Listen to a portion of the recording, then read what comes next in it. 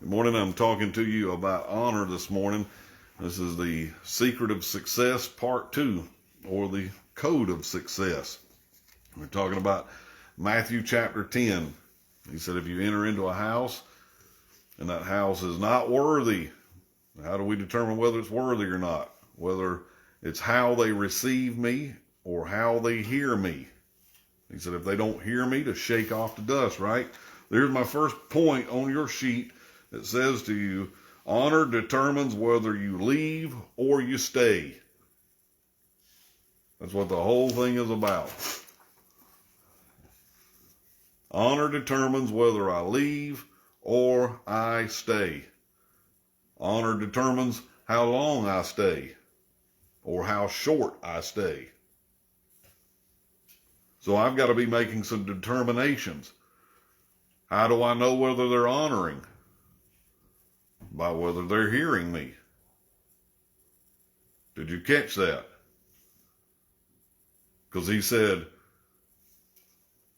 if they receive you, that's one thing.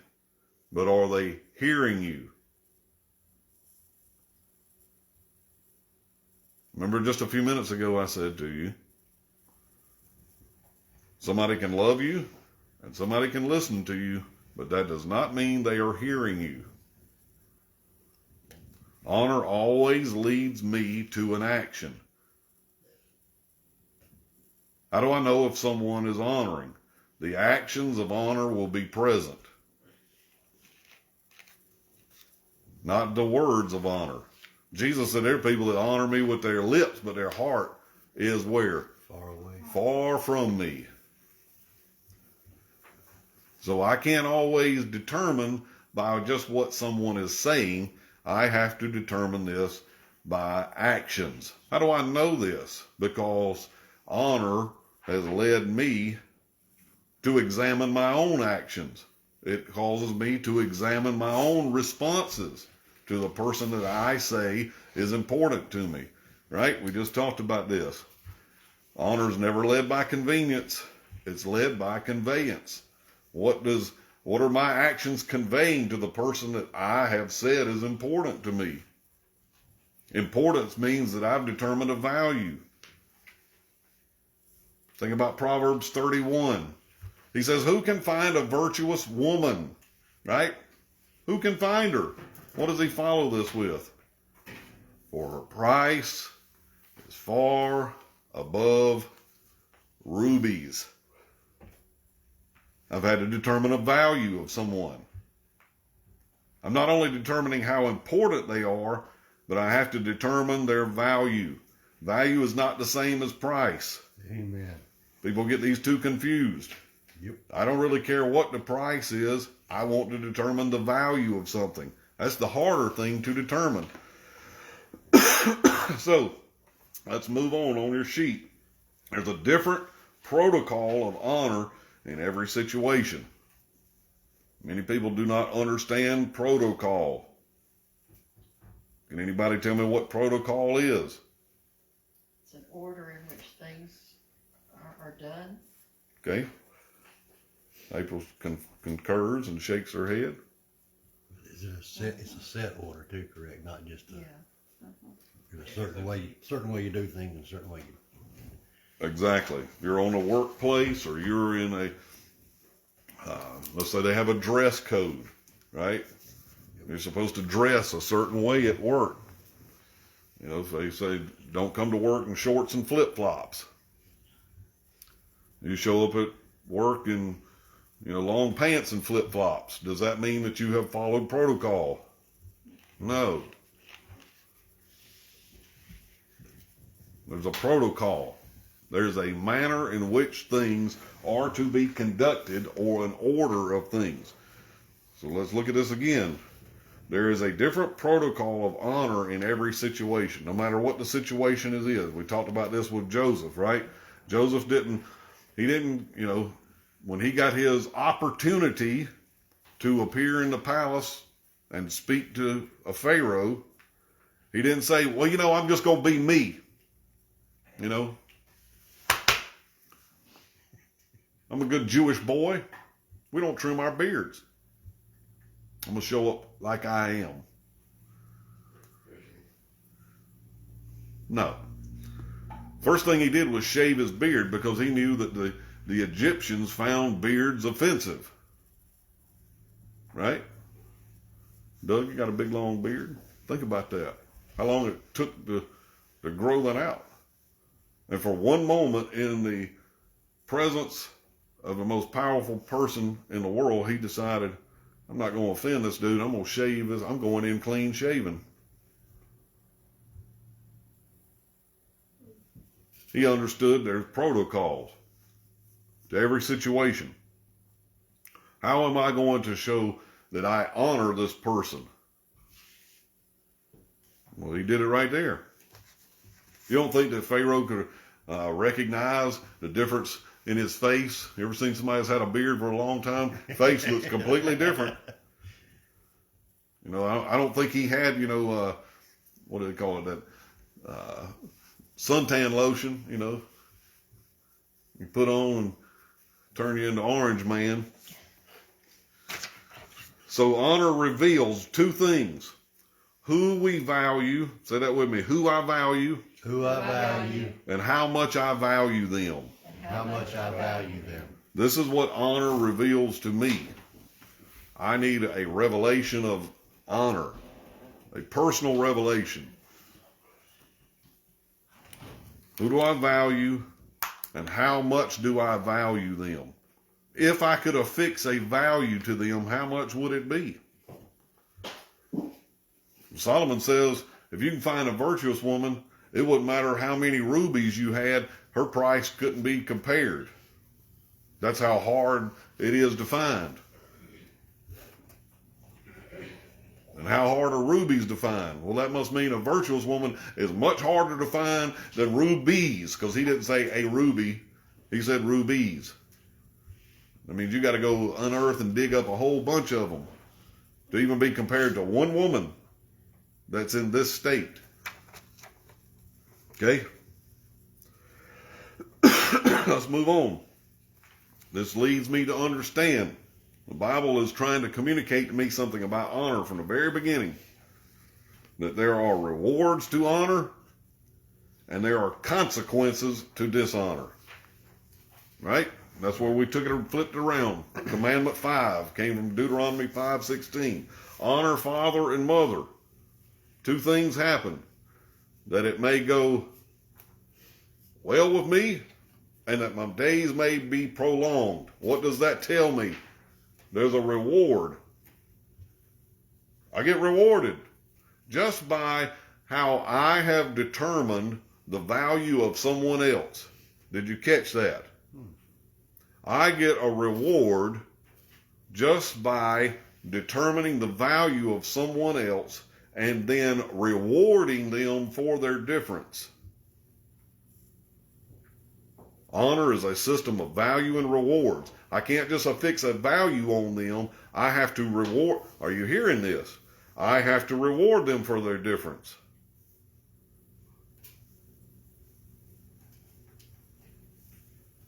You've got to really take a lot of things that people are trying to implant in your mind and throw it away. Like people say, oh, you're just schmoozing. Or, you're just a real royal butt kisser or whatever. Because people will try to accuse you of those things. Mm-hmm. No, I've learned how to affix value and then reward them for the value. This is all about relationships. This is what God's been trying to teach us about relationships from the very beginning.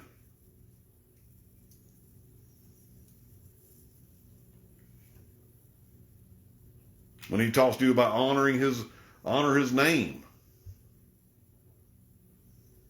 Keep my name holy. He's communicating to you, if I'm important, how could you take my name and turn it into something else?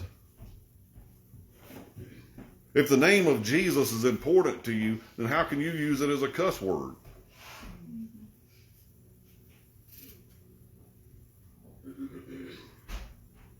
I'm just asking you to think. Honor always causes you to think. What are you conveying to the person you say is important?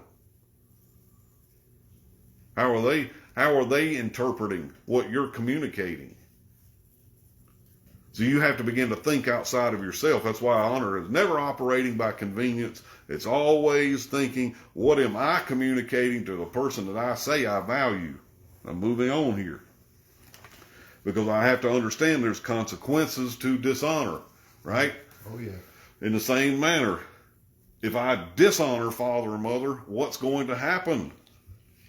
Life can get cut short and things not go well for me. Things can go really bad. Things can go really bad.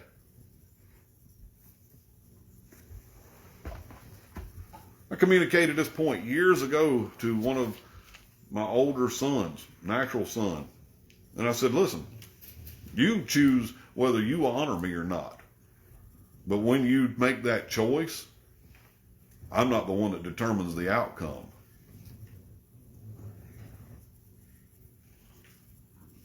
You are.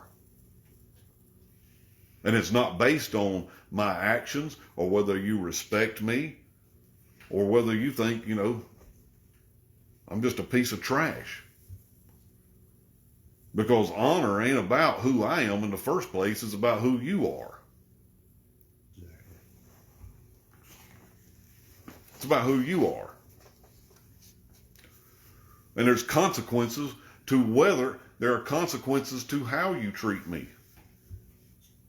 I want you to think about this real deeply, because what I've been telling you is that honor can invoke divine favor on somebody's life. How is it that Joseph, everywhere he goes, finds favor? Is it just, he's lucky? No. He understood this principle way back, and his brothers didn't understand it, and they thought if we get rid of him, then maybe we'll inherit daddy's favor. It doesn't work that way. It doesn't work that way. I'm trying to tell you the secrets of success in life. This is it's a code. It's a code of living. It's like Sherry was saying. We walked in a room, the men stood up. They all understood this code. How do they understand this code? They've been taught the code. People now are not taught the code. I've said to you recently, I can't turn to the church to find this code because they ain't got it. It's one of the most dishonorable environments. I mean, all I have to do is see how they treat their leaders. They'll turn cannibal on him. They'll eat him up if he doesn't do what he wants. If he doesn't do what they want him to do, they'll turn on him. Because he's not providing for them the conveniences that they want. But what are they conveying? What are they conveying to the outside world? You don't think this is all thread through what Jesus has said? He said, how will the world know that I am who I say I am? By you and by how you love one another, how you treat one another. Let's move on. There's always consequences to dishonor. Love's not the proof of honor. You can love someone and never honor them. So you can say, oh, I love them.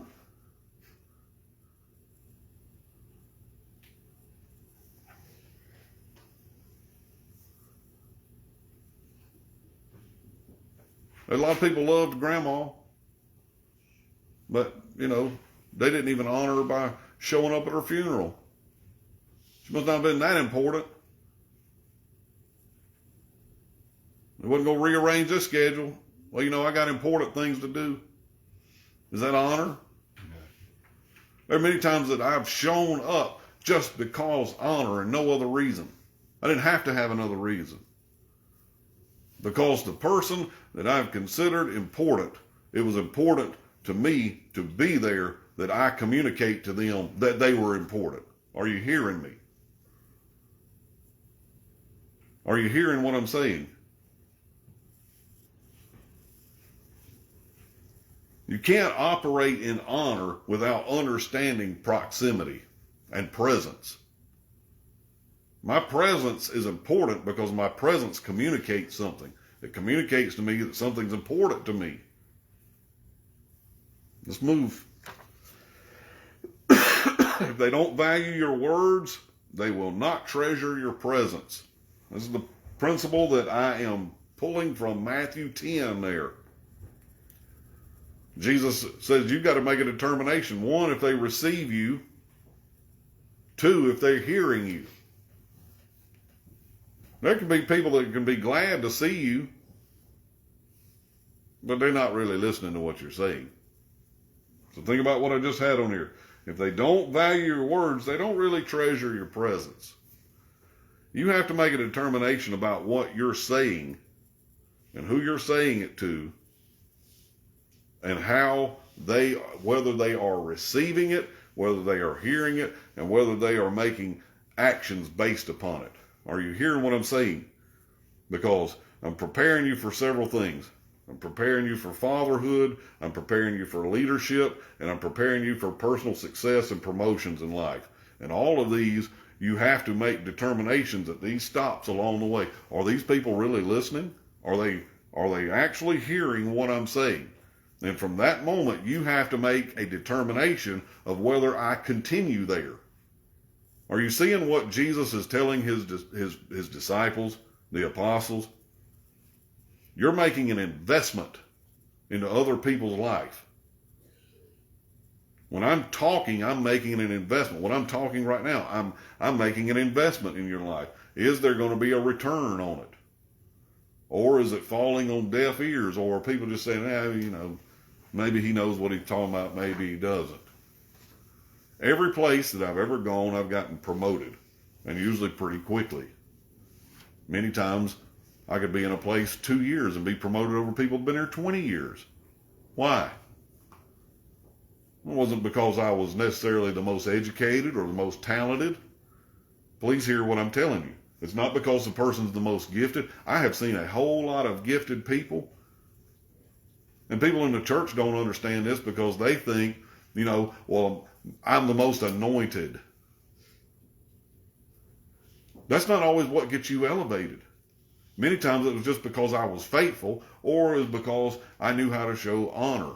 Now, I can't say that at times in the past that I've been the most polished in this, but I've had a spiritual father in my life that over the vast years of my current life gave extreme instructions in this.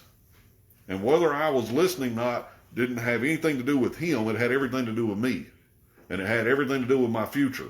So I'm trying to tell you that what I'm telling you right now has something to do with your future.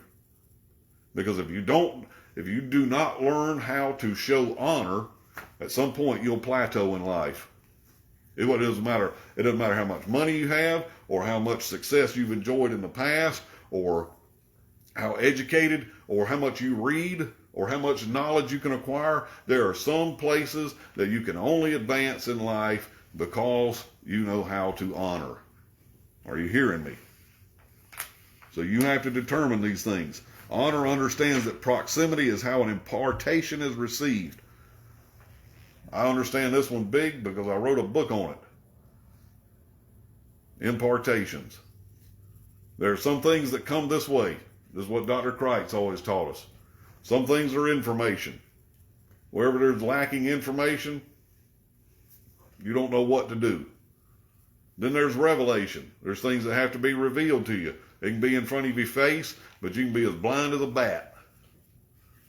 Somewhere the curtain has to be pulled back. Wow, that was a revelation.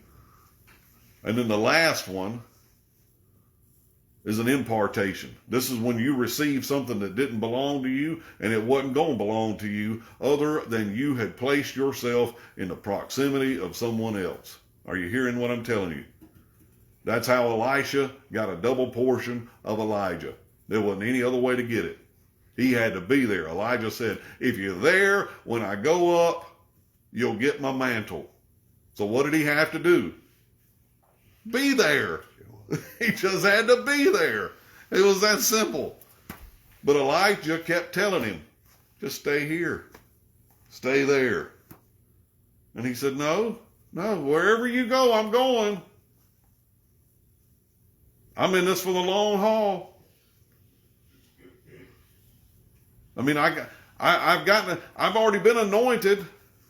Your anointing don't mean you're going to get a double portion. Well, I mean, what is he communicating to him? If you read it in Hebrew, he said, if you can clone yourself, then I want to be your clone. That's what it literally reads. If you could clone yourself, then give it to me. And he said, the thing you've asked is hard, but nonetheless, if you're there when I leave, you get it. What does that mean? That means he got not only everything that was his in his life, but he got everything that was Elijah's as well. That's an inheritance. I got not only what was mine from God, but I got somebody else's too. He not only carried what was his, but what was Elijah's in life. If you saw Elisha, you saw Elijah plus Elisha. Are you hearing what I'm saying? Honor understands that. Honor understands that. And it's on your sheet. Information, revelation, impartation. That's because gives you the difference between teachers, right? Teacher gives you information. Mentor gives you revelation. Father gives you only get an impartation from a father. Somebody's got to be a father. They've got to have a fathering spirit. You can only get what was dad's if you are in proximity to receive it. Let's move on. Anyone who operates in dishonor will seek to dismantle or discredit you. Please be aware of this.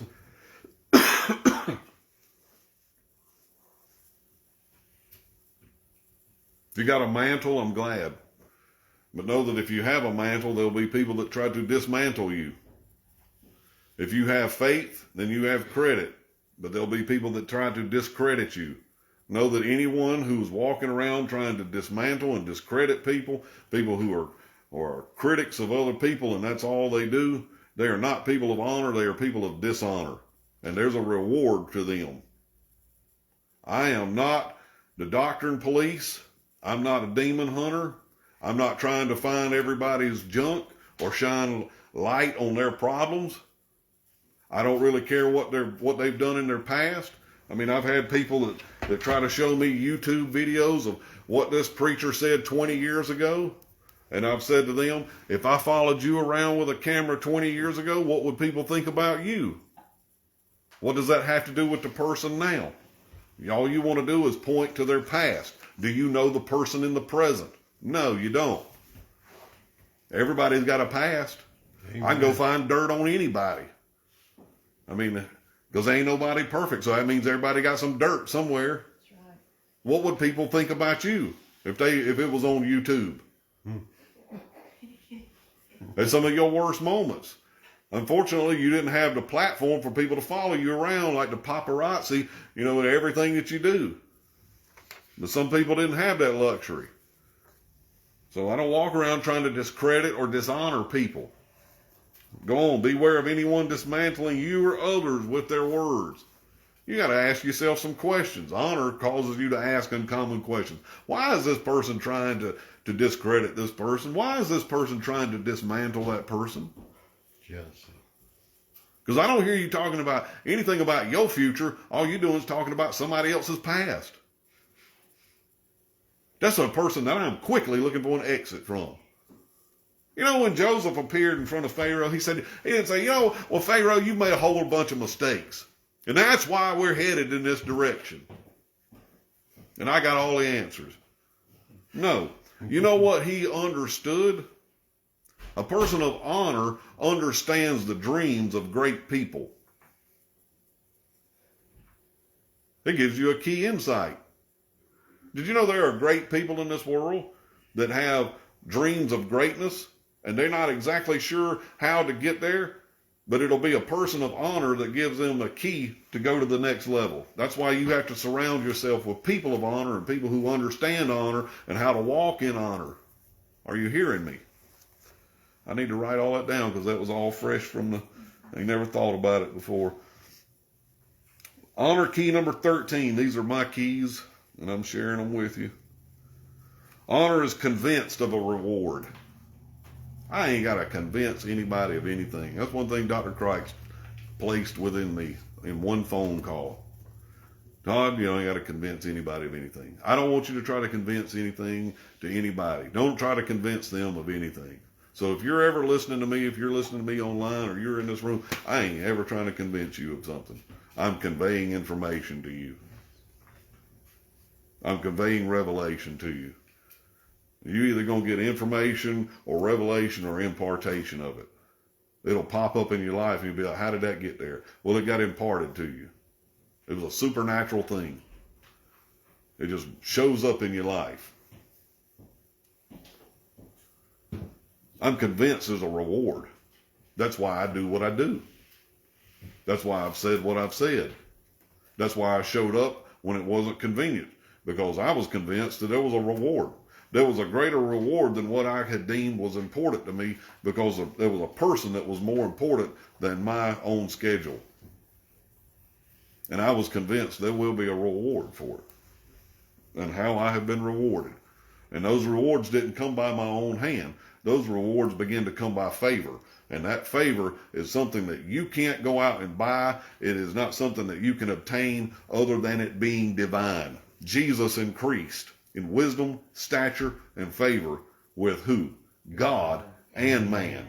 Please don't forget the and man. But I will tell you that God, when he invokes favor, can't nobody take it from you. And it don't matter who tries to put you where. It don't matter whether your brothers try to strip you of everything you've got and sell you off to a slave, and then you get falsely accused and thrown into prison. It will not matter. When you have divine favor working in your life because you understand the avenues of honor, eventually a promotion is coming. Are you hearing me? Mm-hmm. So I've got 3 crowns there under honor key 13. Honor creates favor. Say that with me. Honor creates favor. Honor creates favor. That's what it does. That's why honor is so important to me. It's creating favor. Jesus knew how to walk in honor. He knew how to honor God and man. He didn't walk around. Most Christian people do. It's like, oh, we honor you. But then you talk about your wife or your husband like they're a piece of trash. Or talk to them like they are. What kind of honor does that bring to God? And how about when other people see that? What are you conveying to other people? Boy, they sure love God, but boy, they love to talk about one another. Wow. Honor creates favor with God and man. Let's move on. Favor creates what? Access. I'm glad somebody read it. Chauncey read it. What does it create? Access. Favor creates access. Oh, yeah. Whomever you have access to in this life is determining a lot about your future. Access is a gift. It's not a requirement. There are people in your family that they think because they're related to you that they're entitled to access to your life. Wrong. Exactly. Jesus' own family thought this. He's standing up in the synagogue teaching, and they interrupted. Hey, Jesus. Hey, your mama and your brothers and sisters are outside, and they want to talk to you. Do you not see that I'm in an important moment here? He's teaching in the synagogue. There are people in your family, they don't care what you're in the middle of. Mm-hmm. They just think, I'm entitled to access to you because I've always known you. But you don't know who I am. You know what Jesus did? He turned the whole thing around. People could say, number one, is Jesus a nut? Or is he cold? Or does he just not have empathy on people he's related to? No. He looked around and he said, wait a minute. Who is my mama? And who is my mother and my brother and my sister? Who are they? Who is it?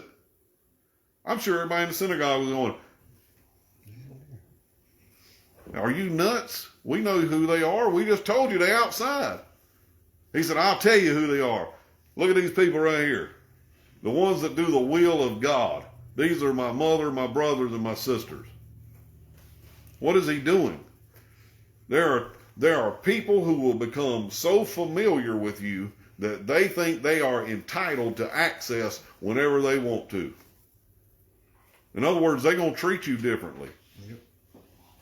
They're not going to treat you with honor. What would have been the honorable thing for his mother and brothers and sisters to do? Wait. Thank you, Elijah. How hard is that to figure out? Wait quietly. But no, my crisis is more important than what you're doing. Because we need you over here, Jesus. Are you hearing what's going on, really? Mm-hmm. Did Jesus respond to his family? Y'all may sit and say, this sounds real cold to relatives. No, I'm trying to tell you that some of your relatives will be the people who treat you with the least amount of honor. That's why God keeps having to talk to people about it. Honor your father and mother. If daddy's in the middle of something, honor is showing him, well, I just need to sit here and wait. I just sit here and be quiet. Do you think if Dr. Crikes was online teaching that I was trying to message him and get him on the phone, I need to talk to you about what's going on with me? No, take a number.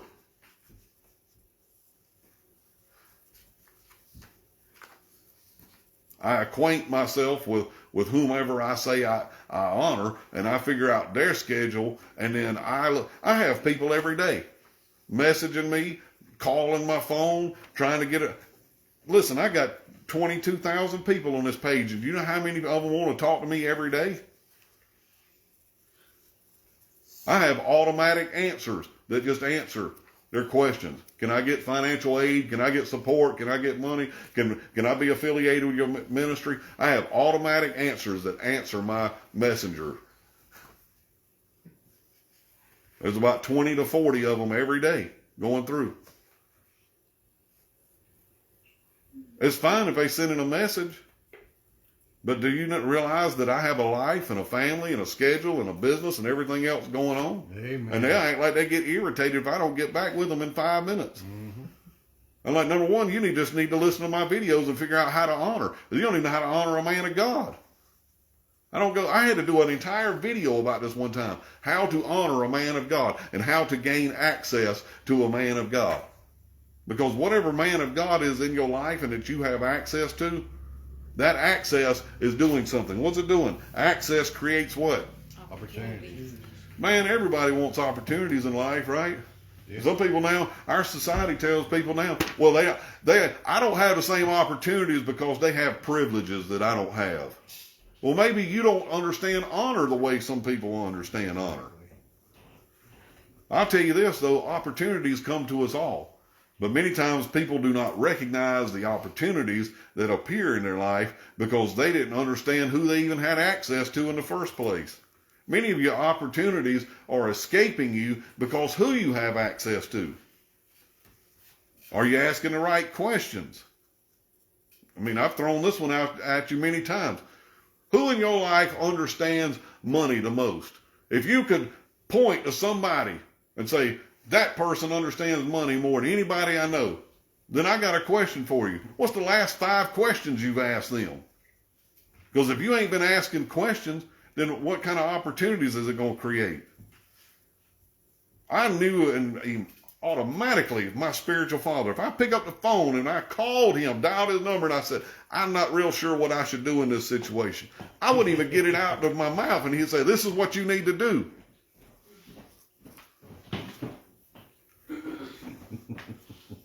An instruction was coming. Yep. What was that doing? Creating opportunities? Now, did I always like the instruction? No. But what does honor lead me to do? Because I can't find a time when he gave me an instruction that it seemed convenient.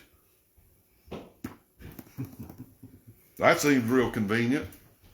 There was times that I even thought, that don't sound real smart. His instructions always work out though. So far, everything has increased and multiplied and been better than I expected. So let's go on here. I'm right up under Honor key 13, and then we'll finish this out as quickly as possible. Honor qualifies you for a promotion where gifts, callings, talents, anointings, education, pedigrees can't elevate you. Somewhere you're going to run out of all the things that you think that can, well, if I just do this, it'll get me to where I need to be, or that if I do this, or there are some things that are only going to get elevated in because you learn how to honor, and honor creates favor, and favor creates access, and access creates opportunities.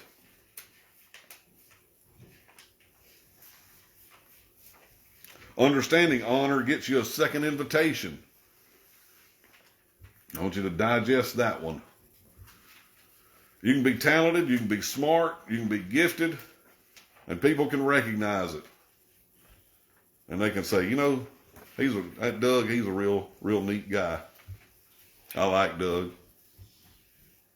But if Doug doesn't know how to honor when he gets an invitation, after they meet him, they might say, well, that Doug ain't as neat as I thought he was. Are you hearing me? Mm-hmm. Kind of goes back to, I used to say, there's two reasons people don't go to church. Either one, they don't know a Christian, or they do. Yep. I mean, that's pretty blunt, right? Yeah. If they do know one and say, I ain't going over there, it's because they've seen that there's a person that doesn't know how to honor. Let's move on. A talent will get you a promotion. Honor will cause you to keep the promotion. Sometimes you did work hard. Sometimes you did show excellence. But when you get there and don't know how to show honor, you might get demoted. It's always hard. Let me tell y'all, it's always harder to go down than it is up. Oh, yeah. Always. Unless you want to go down. Think about if you was in the military and you promoted to sergeant, and then you do dishonorable, because that's how they call it in the military. You do dishonorable actions and it didn't get you dishonorably discharged, and you get demoted back down to private. All them people that you treated like crap when you was a sergeant, now they over you. And boy, it's real hard to take crap where you gave crap. Mm-hmm. So you better always think about people that are under you and how you treat them. Do you treat them with honor? This is why there's certain restaurants I will not eat at in this town. And it ain't because of their food, but it's because I've seen how the employer treats his employees, how he talked to them.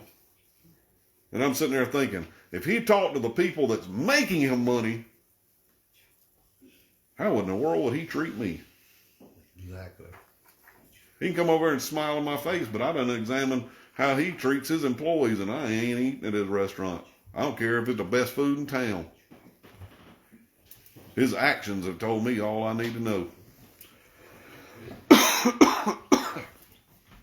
Let's go on. Honor key 12. Honor causes you to treat others as what? Royalty.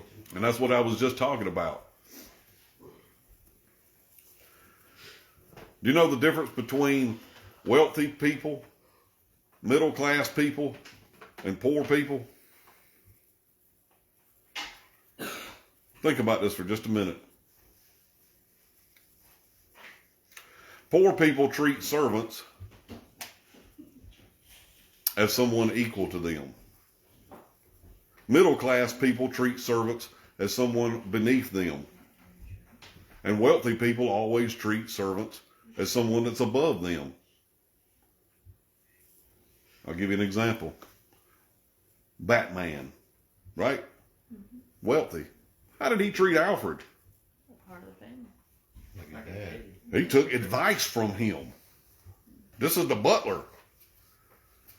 Notice this trend across wealthy people. This is why I pay real close attention when I go to eat at a restaurant of how a person treats the server. My tea's nasty. And they act like it's the waitress's fault. So you're going to treat this person like they're below you. Oh, you're getting your food spit in. Yeah. I treat them like they're royalty. Anybody who is handling my food, Yeah. I treat you like royalty, buddy. I honor them. They're making you your meal. They're serving me. Why shouldn't you show honor to these people? Honor causes you to treat others as royalty. Honor, and that's because, look at the point on here, honor requires humility. That's why so few people understand honor in the first place, because they don't understand humility. They don't know how to walk in humility. I ain't cleaning up, Honor is a spiritual element that you have to learn how to translate into the realm of men.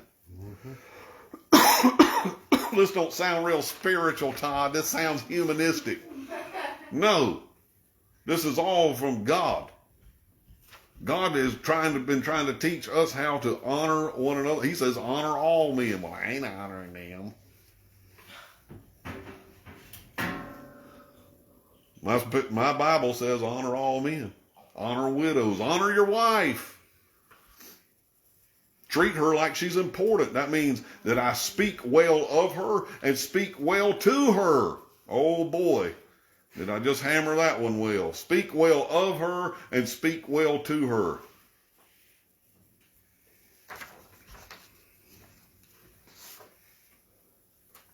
Honor key number 4. Honor is the currency of the kingdom. That's why I believe so many people are spiritually broke. A lack of honor is the genesis of all poverty.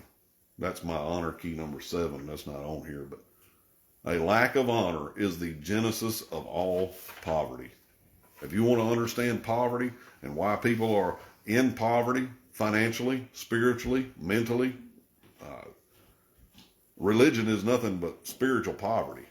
It's because there's a lack of honor. You want to know why most of the church is religious? Because they don't understand honor. It's the genesis of all poverty. What's God been telling his people ever since? If you know how to honor, things will go well with you. You're creating favor just by understanding honor. And when you create favor in your life, you are creating every path to prosperity in your life. You're creating paths to promotion, to prosperity, to success in your life, just by understanding honor. The world doesn't owe you something. You're not a victim. Young people, you walk into classroom, know how to honor a teacher. They don't owe you something. Well, they're getting paid to do this. Well, likely you're not the one paying them. How are you treating them? Well, they're terrible. I don't care. Who are you, though? Like Dr. Cricht said one time. He said he went to open for a door for a lady, and somebody looked at him and said, how could you open the door for her? He said, well, I didn't do it because of who she is. I did it because of who I am. Right. I do what I do because of who I am, and I am not trying to convince anybody of anything. I do what I am. I'm going to walk in honor. Amen.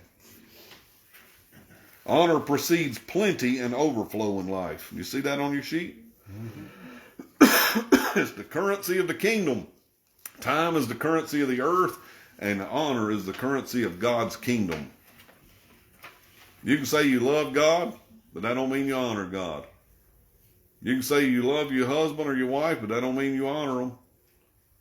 When's the last time you spoke well of them? When's the last time you showed them that they were important or that you valued them? You know how many people today, especially young people, do you know that most relationships now, there's no respect? I'm really disturbed with most young females now. They haven't been taught to respect themselves. And they will let guys talk to them and treat them any way. And I'm like, it's sad. Because they don't hold any personal value. Don't let anybody just talk to you any way they want to. Or treat you any way. That's one thing that I immediately had noticed about my wife when I met her was how she carried herself. She had respect for herself, and she wasn't going to let anybody just disrespect her. What does that create for her?